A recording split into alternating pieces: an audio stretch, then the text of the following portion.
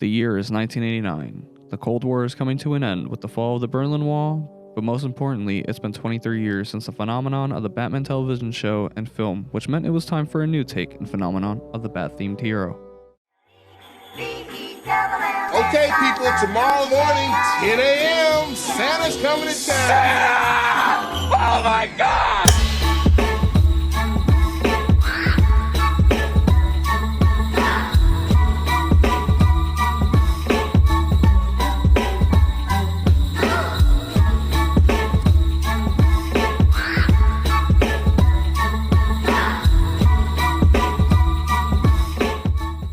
Merry Christmas, everyone. This is my gift to you for this year. Last year we talked about a Spider-Man film. This year we're going to talk about some Batman films, specifically the Burton and Schumacher films. So without further ado, let's talk about Burton's Batman and the aftermath of Batman Returns. Larry, roll the tape. What did you get me for Christmas this year, boss? Nothing. Now roll the goddamn tape. Fine. Here. Number 1. Batman 89 is a perfect Batman film. Didn't you already say this about Batman 66? Well, for its era, yes, Batman 66 was a perfectly fine Batman film. Just as Batman 89 is a perfect Batman film for its era of Batman that has stood the test of time. Whatever you say, boss. Anyway, hopefully there won't be any more interruptions, but simply put, I think Batman 89 is a perfect Batman film. It's not my favorite, but I still think that they understood the source material very well and did a perfect job at capturing the universe of Batman and DC Comics. Since we're going to be talking about all 4 of the films from the Burton and Schumacher eras, I don't have time to really break down every little thing I love about this film into their own sections, but I'll try my best to summarize my feelings in this single section. I love Tim Burton and his direction with this film. Personally, I love the fact that Batman and Joker created one another and that the influences from the Red Hood storyline exists here. Michael Keaton to me is of course a great Batman and Bruce Wayne, and personally I think he played the most comic accurate version of the character ever. And now, we wouldn't be talking Batman 89 without talking about Jack Nicholson's Joker. Personally, I think that he's probably my second favorite outside of Cesar Romero.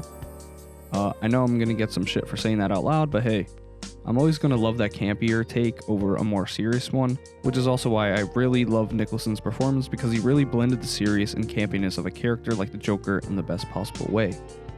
He's a super serious yet hilariously maniacal character in Batman 89, and I really love it in the way Jack played the character. So is this you saying Jack Nicholson is a better Joker than the typical Heath Ledger?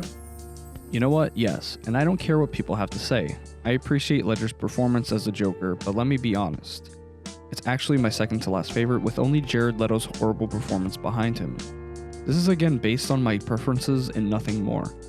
I respect Heath Ledger and his legacy and the performance he had, but it just personally isn't my favorite take on the character. Interesting, boss. Anyway, Kim Basinger did a great job as Vicky Vale, and lastly, Michael Goff did an excellent job as Alfred and would continue to do so throughout the remainder of the Burton/Schumacher films.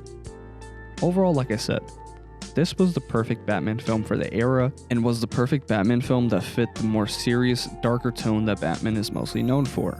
But this film being so good might have actually been the biggest downfall for the character in live action. Number 2, Batman Returns is weird.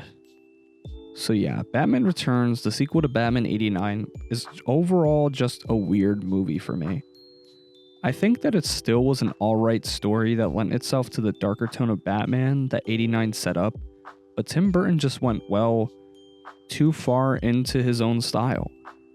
WB basically gave Tim Burton full control over the film after the success of Batman, and he just went full on Burton. Now, I love Tim Burton films as much as the next guy, but let's be honest.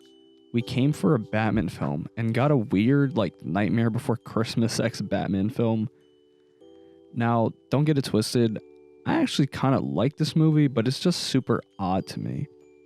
There's crazy political undertones about corrupt politicians, weird, odd kink shit, and a Tim Burton-esque Gotham just leads to the weirdest Batman take I've ever seen. Keaton is great in the role as Batman/Bruce Wayne again, but also the rest of the cast from the first film is just kind of gone from this movie. Now, Michelle Pfeiffer, who I think is one of the greatest sex icons in the history of cinema, did a great job in the role of Selina Kyle/Catwoman. and she pretty much upheld her sex icon status with her somewhat kinky take on the character. I don't really know how else to say that. Danny DeVito, as much as I love him, just plays the weirdest penguin I've ever seen. Now, I still have yet to see the Batman, so I have no idea if Colin Farrell actually was good in the role or not. So take this with a grain of salt. Honestly, maybe I'm not the biggest fan of the Penguin being some weird deformed monster man who is abandoned by his ultra-rich family. There are some alright moments from him, but overall I just wasn't the biggest fan of him. Now then there's just Christopher Walken, who just plays himself like usual, which I didn't hate, but it just feels super random in a Batman movie. And in the end, it seems like I wasn't the only person who felt this way with what Warner Brothers decided to do with the character next. Hey, I just noticed Larry hasn't interrupted once this entire section. Larry, you have anything to say?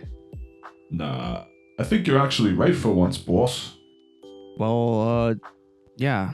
How about we talk about number 3, the aftermath of Batman Returns. So as I said, I wasn't the only person who felt that Batman Returns was just an overall weird take on Batman, because Warner Brothers ended up deciding to cut ties with Tim Burton and then inadvertently Michael Keaton, as they decided to take the Batman film series in a different direction with Joel Schumacher taking over in the director's chair. Batman Forever took the character back to its live-action roots of a more campy take on the character in his rogues gallery. So that means you love this take, right? Well, not exactly. Look, I love campy Batman. I mean, Batman 66 is my favorite at the end of the day, but that doesn't excuse Batman Forever and its even worse sequel, which we'll get into later, from being mostly terrible films. I don't really hate the idea of a less dark Batman, especially after the weird Batman Returns, but that doesn't mean a complete 180 needed to be done. And no, I don't hate Joel Schumacher, so let's get that right out of the way. He made a film that was heavily inspired by the comics that he read as a younger person, which would then also inspire Batman 66. I appreciate what Schumacher wanted to do with the Batman films, but the biggest issue was that it just wasn't what Batman needed in live action in that era of the character. The live action take that Batman needed was a darker, more serious one. Burton did it creating his first phenomenal film, but then he just took it way too far with the second one. But then the third film under Schumacher just went a little too far into the opposite direction. Now, as a kid, I probably would have told you that Batman Forever and Batman and Robin were my favorite Batman films outside of Batman 66. But as I've grown older, wiser, and know much more about the source material, I can say that the Burton films were still superior, even with their darker takes, than what I personally prefer with my Batman films. But at the end of the day, I still have that sweet spot for these campy films. I don't think they're amazing, but I like the fact that they are homages to Batman 66 and the Batman comics that preceded that live action take that I love. So overall, what was the aftermath of Batman Returns? Well, the best way to put it is an odd homage to a Batman made for a different time. Number 4. Batman Forever is interesting. Batman Forever is ultimately just a weird, interesting film. It had okay performances that are really just over the top more often than not, especially with Jim Carrey's Riddler being a blend between, well, Jim Carrey, the Joker, and Frank Gorshin's Riddler.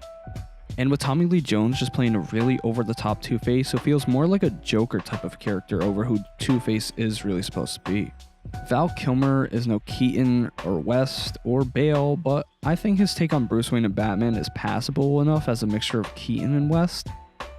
Nicole Kidman is just horny as fuck in this movie, similarly to Michelle Pfeiffer in Returns oddly. And lastly, the visuals are actually over the top, but in a good way. I really don't know how to say it. The film is honestly just super interesting, and that's the best way I can personally put it. I don't hate it, I don't love it. It's just interesting, it's just interesting and odd in a different way from Batman Returns, which kind of makes it also terrible at the same time. I don't really know how to explain it. That's it? That's all you have to say? Look, I mean, I have an odd relationship with this film. Firstly, it was made for kids, and then secondly, made as a homage to the comics that Joel Schumacher read as a young boy. His vision of Batman was the Batman he grew up reading, and his Batman was meant to be a comic book brought to life. It's not great, it's not bad, it's just an alright Batman, and that's really all I can say. Now, it's also terrible in that regard as well. It's one of those weird movies where it's like, it's good, but it's terrible at the same time. It's like so bad it's good, maybe. I don't really know. It's that interesting that I can't really describe it. But now for its direct sequel, oh boy, is that a mess that needs to be unraveled. Number 5, Batman and Robin, the messiest homage there ever was. Now, if you ask me when I was really young which Batman film I watched the most, it would be a tight battle between Batman 66 and Batman and Robin. And looking back, it's kind of obvious why. They're literally one and the same. Joel Schumacher and Warner Brothers just dove straight into the madness that was Camp Batman with Batman and Robin. And oh, how horribly great it is. Where Batman Forever was more of an attempt to lighten the Burton films and going just a little too far, Batman and Robin was an attempt at making the most outrageous Batman film ever. Val Kilmer stepped out of the role and George Clooney stepped into shit. I mean it. Ha ha ha. You made it funny, boss. Let's be honest, George Clooney in a perfect world would actually be a decent Batman / Bruce Wayne, but honestly with what Batman and Robin was, it was impossible for him to ever be great in the role. I mean, I don't even know how to talk about this movie outside of saying it's one of the most outrageous things I've ever seen. It was total kid / toy bait with the new Batman suit, new Robin, Nightwing inspired suit, Batgirl, Arnold, Mr. Freeze, Bane, and Uma Thurman's sexy, Poison Ivy. Clooney tries his best with the camp, and Chris O'Donnell does the same. Uma Thurman is honestly just another sexy female villain evoking Michelle Pfeiffer Catwoman vibes. Bane, however, is the biggest joke ever. Literally, he's the biggest joke ever. And Alicia Silverstone, well, she's Alicia Silverstone. I mean, I feel like everything I've ever seen her in, she's exactly the same. She also seems to be in a lot of kids' movies, with her performance in Scooby-Doo 2, Monsters Unleashed especially, which maybe we'll talk about that once. Who knows? But anyway, last but not least, we have Arnold Schwarzenegger as Mr. Freeze.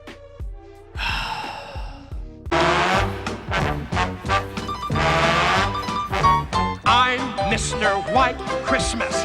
I'm Mr. Snow. I'm Mr. Icicle. I'm Mr. Ten Below. Ding, Friends ding! call me Snow Miser.